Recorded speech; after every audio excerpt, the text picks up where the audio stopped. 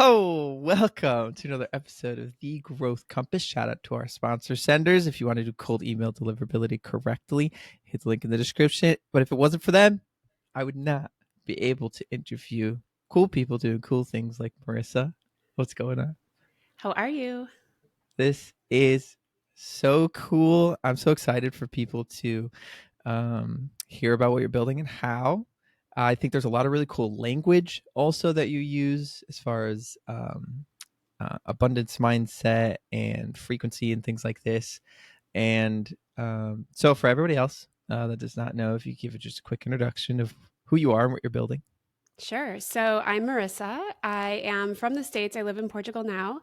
I am essentially building I have a program for entrepreneurs that are largely sort of like expert based. So maybe they're coaches or consultants, or even they could be lawyers, it could be anything, but their business is sort of built off their expertise.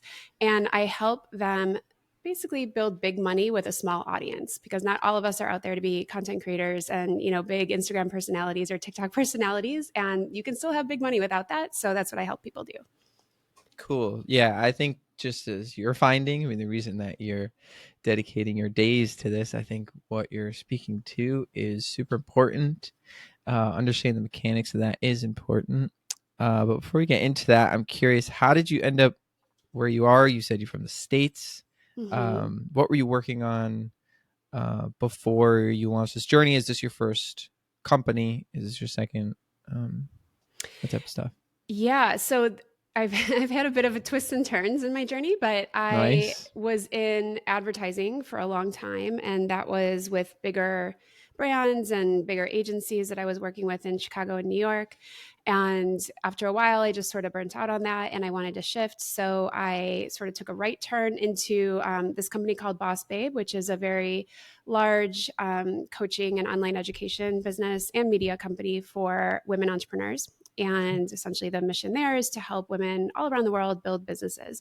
And I went in as the COO of that business and learned a ton about, big Instagrams. We had millions of followers, plus, big podcasts and all the media channels, and then how to funnel that into coaching and getting clients that you can then coach into success. We had a membership and a few other things, and they still are alive and well. And I decided at a point that it was time to start my own journey into my own coaching and mentorship business, which I started about 2 years ago. So taking all the knowledge I had from working in marketing for so long and then working in media and coaching, I kind of combined all those things into what I do now, which is coaching entrepreneurs.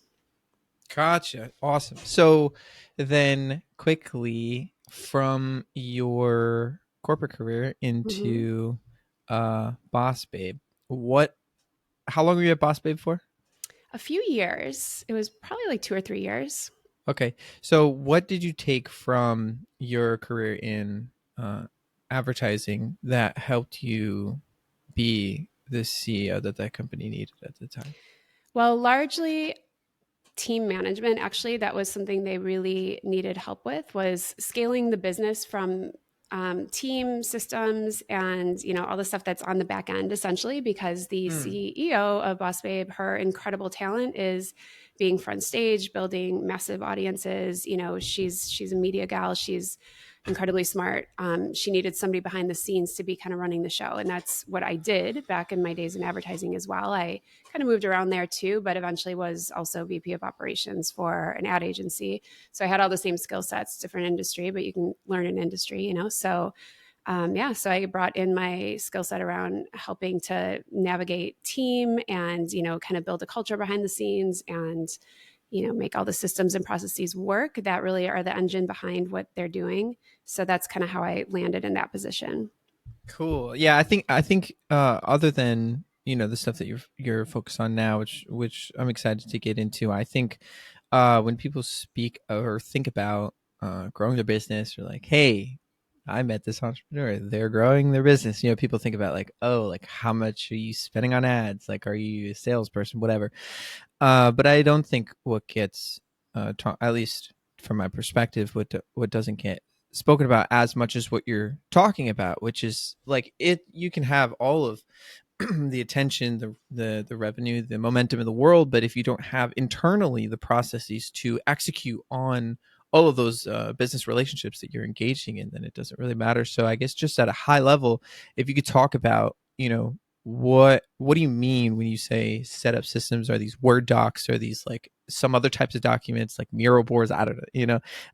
And also like when you say build a culture, I think that's something that's really difficult to do and ambiguous. So it's if you could just speak to those types of things. Sure. Okay, so I'm going to take this in sort of two lanes here because I think it's Let's do different. it. Yeah. Okay. So lane one is if you are scaling a business and you are bringing on actual team members and things like that, Okay. right? So there's ways that I would approach that. Lane two is if you're still or just want to be a solopreneur and you're kind of largely running your business yourself. Maybe you have a VA and it's very minimal team. Then there's a different set of suggestions I would have there, Cool. because there's even a culture for a solopreneur. So if we go to lane one, where you're scaling, you have Yep. team and things like that. Honestly, it's changing quite a bit now with AI. I would say in the past, even 2, 3 years ago, it would have been having really good playbooks and systems, and using kind of documenting things into Google Docs and Looms and making sure it was really clear, like how you do things. So you're not reinventing the wheel every time. So for Mm-hmm. example, we ran a podcast, right? And there were processes we had for, okay, when we book a guest, then there's a whole set of things that happen so that they know what they're doing. They have the link, they have, they're prepared, all those things, right? We're not having to do that manually every time. So essentially, it's just taking whatever it is you do repeatedly and systematizing that and making sure you're not having to do everything manually every time, automating what you can using technology. Storing your trainings using like Loom and things like that. So somebody like a VA or somebody could come on board and watch and understand and learn how to do something very easily. So when you're scaling, it's more about making a system around those repeatable tasks. And from the culture side, it's also making sure that your employees feel, whether that's freelancers or full-time, they feel like they're part of something and they're kind of growing the business with you, versus they're just sort of task doers and they're there to do a task, log in and log off, right? Like, because you're going to get a very different output from somebody that's there to trade their time for money versus somebody that feels like they're a part of something and maybe they benefit as well when the company's winning and things like that. So just creating that culture of like, this is yours too, like this is, we're all doing this together. Now in lane two, if you are more of a solopreneur or you have a very minimal team, it looks a little different on the culture side. I would say you still want to try to systematize and automate what you can. And now AI, I mean, it's changing almost daily. So it's kind of staying on top of that and how to use AI to your benefit. But I believe that there is still a cultural need for a solopreneur because it can be kind of a lonely place at times, even if you are maybe more introverted and you actually enjoy working on your own and things like that. You still need, I believe, community, and you also need your own kind of energetic ecosystem to be in a place where you feel joyful coming to work still, right? So in my opinion, having some sort of support ecosystem, whether you're in a mastermind or you're in some group or something that has other people like you doing similar things or that can be supporting you, you can be talking to about things so it's not so lonely. There's that piece. And then you mentioned earlier, how I talk about energetics and abundance mindset and those things, it's also working on your own frequency and working on your own sort of energetics so that when you're working through some of the harder things that do come along with running a business, you're doing it from a place of power and high vibe frequency and not, you're not starting to get burnt out, which can happen very easily for entrepreneurs. Ooh, I can't wait to get into that stuff. One question from, because I really do. I love that type of stuff. I think it's real. It's not always tangible, although maybe the way that you articulate it can make it more tangible. But I do love talking about that stuff. One question I had was that, documenting processes, not reinventing the wheel over and over again. If you're outsourcing work, I think that's very tactical, tangible, like Mm-hmm. tools, docs, looms, things like that. But building a culture, making somebody feel, these terms, like making somebody feel like they're a part of something, not just trading their time. Is there anything else that you could speak to, or is it truly something that's just abstract that you have to get better at through doing? Um, no, I think there are things you can learn and practices you can just sort of keep in mind. I think one thing that comes up a lot for people running their business that have team members assisting with things is, most business owners are quite busy, a lot of things on their mind, maybe feeling fragmented and, just sort of going through life quite quickly is usually the experience. But making sure you're actually stopping to acknowledge these people on your team as actual people and not just there to do a task, right? Asking, like, knowing about their life, asking them how they are. And when you know about their life, let's say they have kids or whatever, you're asking about those things. Like, you're actually treating them like a person that's in your life versus somebody that's there to do a job for you. And I think that goes a long way in building a culture of, like relationships and actual people working with people versus I just hired you to do something. I want you to do it. And that's it. I'm not going to actually regard you in any other way. So that's a big one I see. And nobody means to do it, of course. Everyone is just, like I said, very busy.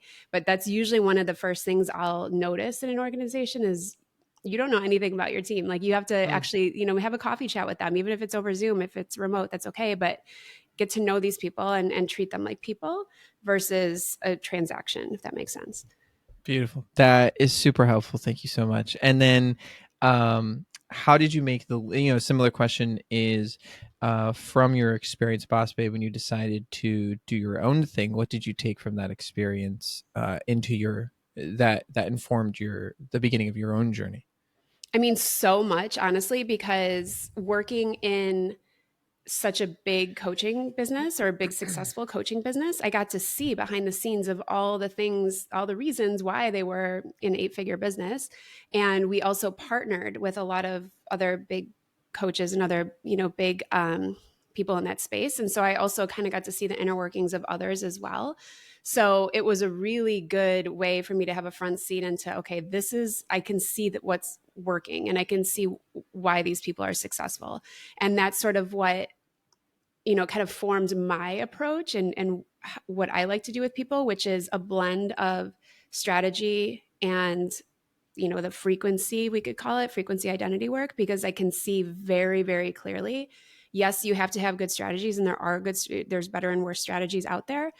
But if you don't have that kind of identity and personal power behind what you're doing, you're not going to see the same results as, the person that you're looking at saying, I want their results. Right. So it was just such a very clear takeaway for me as I watched how these people function in their business and how they moved through the world and how they, ran things, that it really informed how I want to help people, because I think there's so much missing for people in that.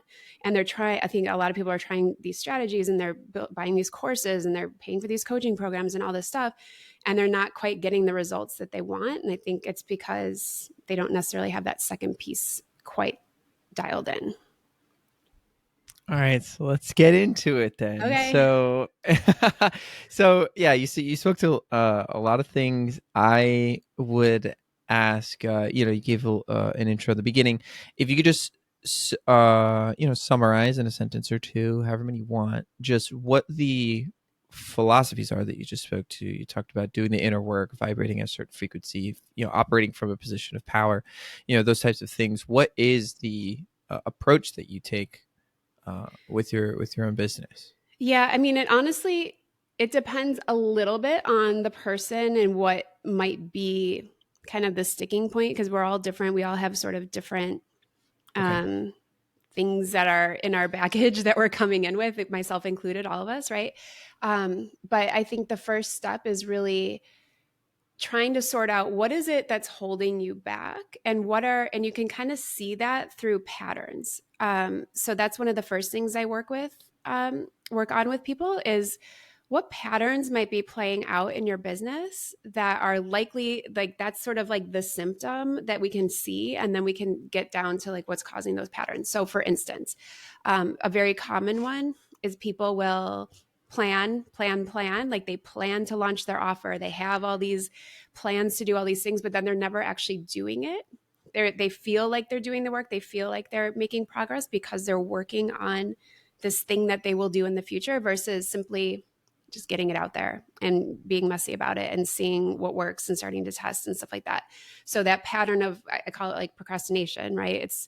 That's a real thing. And if we can see like, okay, you've been planning this for a long time, you haven't actually launched it, you haven't talked to somebody about it, you don't have even a payment link open yet that somebody could even pay you. So let's figure out what's causing the procrastination, right? So then we kind of go down deeper into what that might be. Or another one could be, let's see, what's another common one?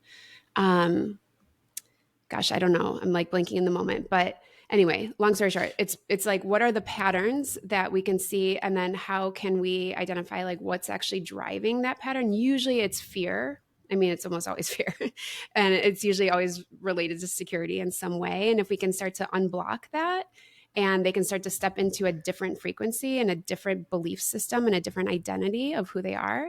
Like I like to say, you can't build $1 million business with a 100K identity.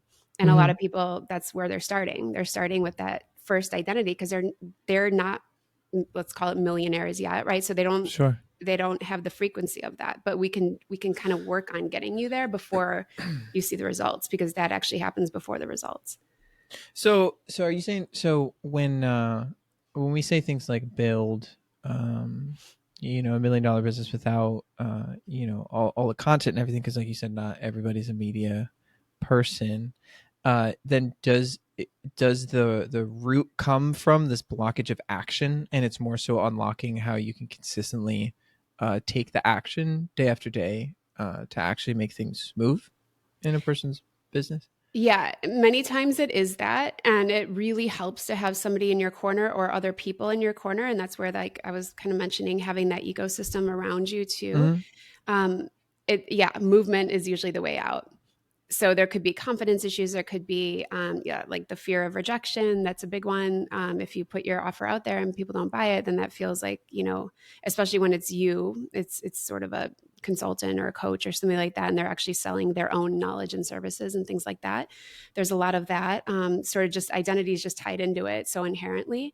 So yes, action is definitely a lot of times the way through, but also there's, even things like different like meditations and audios and reflections and journaling and like different ways you can kind of work with your own subconscious as well to kind of upgrade that. And then of course, yes, you take the action as well, but you're kind of pairing it with some other work too. So how is your experience at the very beginning of when you jumped into uh um being an entrepreneur yourself in this Mm-hmm. business? What was your experience of finding the first few clients of yours? Was it within your personal network? Was there some other type of outreach that you did? So, okay, so I'm glad that you asked this, because now this is seriously what I'm so focused on helping people with. It's what I actually learned through this. So, Oh, I good. came from, I'll tell this like really quick context. So I came No, go. from, Okay. businesses that had really big followings, like really big audiences. And I had come in at the point where they were already built to that level. Right. And so we were running strategies and things with millions of followers on Instagram, like, 30 plus thousand people on an email list, stuff like that. And of course, I didn't have that starting out.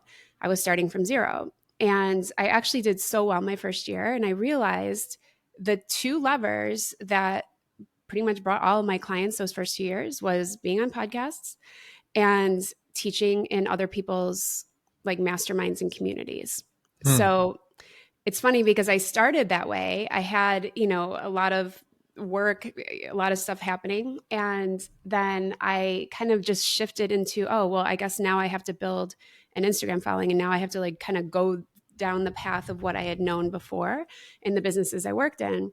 And so I started down that path, and I stopped seeing the results that I had been seeing, and I started feeling really burnt out, and I just wasn't feeling joy in my business anymore. And so once I got to a point of like, I literally need to take a break. Like, I'm not going to create from the place I'm in right now. Like, this isn't, like I'm not in my abundance right now. Like, I just need to take a mini sabbatical and see what's going on, which I did. And I realized, doing some reflection, is that, okay, it's because I shifted my visibility strategy and my marketing strategy to be more of like a building an audience strategy. Whereas actually I made way more money with a tiny, tiny audience when I just used visibility strategies that felt good to me, like coming and speaking with people and having conversations and teaching things I knew to people. And when you're entering, let's say a podcast listener audience or a mastermind audience of somebody else's, there's already that trust built in. When they have you on, their platform, there's that person kind of carries that halo of trust for you, and you can simply be you. And that's what I realized was my silver bullet. So now that's what I teach other people how to do, is how to make big money with a small audience. But that frequency piece, that identity piece is very much wrapped into it. You really need, like, in my opinion, three things. You need solid strategy. You need an actual offer strategy that you can make money with without a big audience, which is usually tied to, making sure you're actually keeping clients in your world longer versus having a lot of volume of clients. Secondly, it's your messaging and how powerfully you are, messaging what it is you do for people and what you serve. And then the third piece is the frequency, because if you can have those first two pieces, if you don't have the identity and the frequency behind it to believe that it can be yours, then it's still not going to work. So that's what I teach, is those three pieces together. Are these three pieces specific to people, to solopreneurs, where the growth strategy centers largely, or maybe early stages where it centers largely around an individual, like the founder? I think if you are going to be using expert, like guesting as an expert, it doesn't have to necessarily, no, it doesn't have to be a solopreneur, but the person that is maybe appearing on the podcast or, teaching within somebody else's community or at an event or something like that, it has to be that they're, credible to talk about what it is the business does. So it works really well for expert-led businesses, but it doesn't necessarily have to be that. It just has to be somebody that is credible to, Yeah. you know. And then in the first piece that you spoke to, where you said keeping people, customers, in your ecosystem for longer, does that have to do with newsletters, frequent check-ins, like engagement to some degree? Like what are the pieces of that? So actually, it's more about your offer suite and what you sell. Ah, And is it designed to keep people in your world, or is it designed to have them come in and leave again? And then you have to kind of work to get them back in. But got if it. you have, like, the, sort of the clear next steps for them and the next pieces of the puzzle that they need to achieve whatever they're trying to achieve with your product or your service, then they'll stay with you. So it's sort of building the strategy that keeps somebody in your world for a long time versus giving them only one option and then they're done.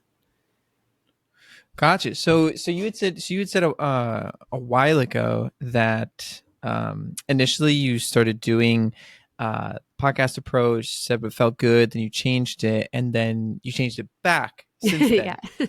And so what Yeah. what has your experience been after changing it back? Has it been similar to the beginning? Is it different this time around to some Yeah. Well, degree? it's even better actually this time around, because now I have a better understanding of how to actually use these appearances in a way that makes sense for the people that would be a good client for you too, and give a Cool. very clear next step for them, and how, I have just a better sense of how to structure it now.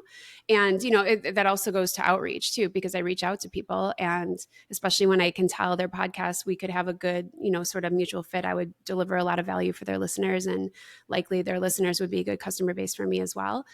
And I'll reach out and share, here's what I would love to talk about, I'm flexible, but and I give them ideas for, here's an idea for a show. It doesn't hurt that I used to also run a podcast, so I have an idea of what, like, I know what pitches look like, and I fielded a lot of them. So I know now how to craft something that somebody will actually read, and respond to me most likely. So yeah, it's actually better this time because now I have a little bit more of a system around it. Oh, nice. So what would you say to somebody then? Because, also partial context, doing this podcast myself has profoundly changed my life. Yeah. And, I've been telling everybody about, like, oh, if you're interested in this topic, just start a podcast. People talk to you, and Yeah. you'll meet people, and it's amazing. So how would you articulate to somebody that's like, I don't know if podcasting for me, I don't know if I'm interested in whatever, like what would you say to somebody that, as far as why podcasting is important, or what it is, even, in your words? Yeah. Well, I mean, so it would be different, as a podcast host versus a podcast guest. But if we're talking about guesting, which is what Yeah. I help people with, right? It's what I would say to them is, if you enjoy talking to people and meeting people, it's in my opinion, the most fantastic way to get visibility for your business, because you literally get to market what you do by having an enjoyable conversation with another cool person. And, it's not sitting there like writing sales copy and like all this the stuff that I don't like. I'm saying it with that tone of voice because I don't like it. But it's totally different to show up and like have a really interesting conversation and yeah, meet somebody that's now part of your network. And you probably yourself will walk away with some takeaway from that exchange as well. And most likely also people coming now into your email list and being in your own ecosystem. So I just think it's fantastic because it's also just such an authentic form of communication now, especially with, social media being like, you just see AI, copy everywhere. It's like, are these even people writing this stuff anymore? I don't know. And I'm not like down on social media necessarily. I personally don't like to use it for my marketing as much because I just don't enjoy it. I actually enjoy it for personal, but yeah, it's like this really enjoyable, authentic form of communication. And I think it's one of the more authentic forms of communication we have anymore. So yeah, that's what I would say to somebody is it's if you enjoy people and you enjoy discussing interesting topics, it's the best way to market your business. Love that. And I agree. And emphatically. So two of my last questions are two of my favorite to ask people. So the first one is, at the moment in your own business, what is the biggest hurdle that you're facing and how is it also an opportunity?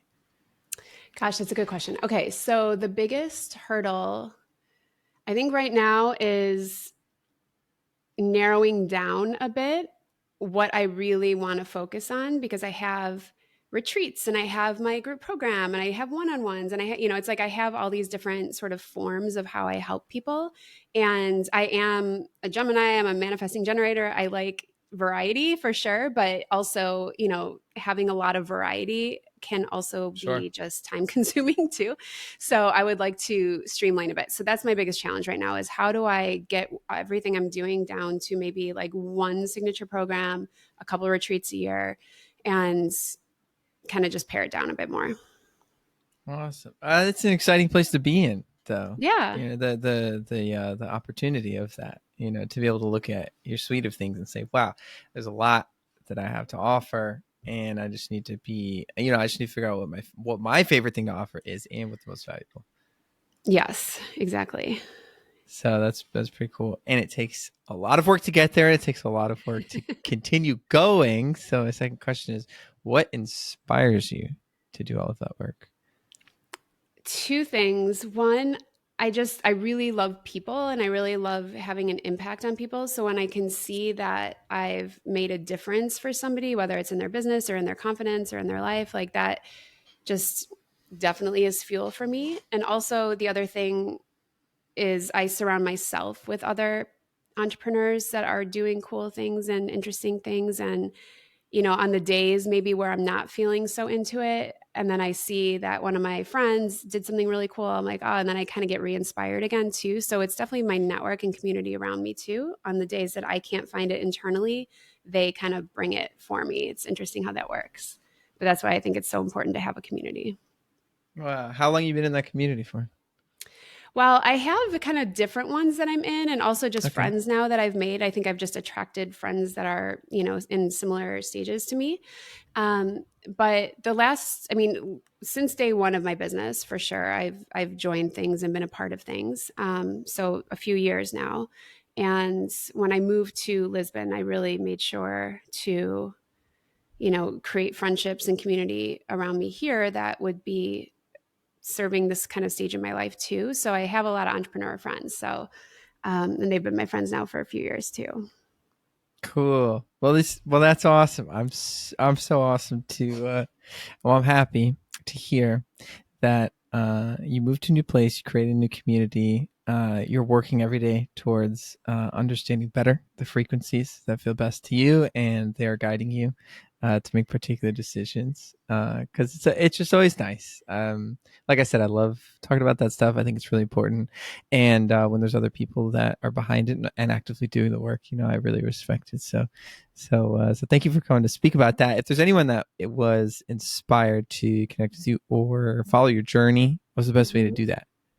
Right now, the best way is to sign up for my newsletter because basically what I do every week for everybody is I give them frequency upgrades, strategy upgrades if you are an entrepreneur.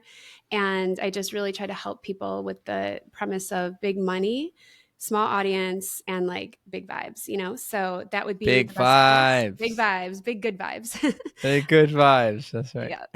So, and that's at marissaliesen.com/newsletter. Just really simple. And any programs that I have, like I said, I'm sort of reconfiguring right now what I'm Cool. doing. But I'll be, sharing them in the newsletter as well. Good. Well, excited to keep in touch and have an update episode about when you finally land on Yeah. All right. Sounds that good. Mara. All right, Marissa. Thank you so much for your time. Thank you. It was so fun chatting. You got it. Talk to you soon.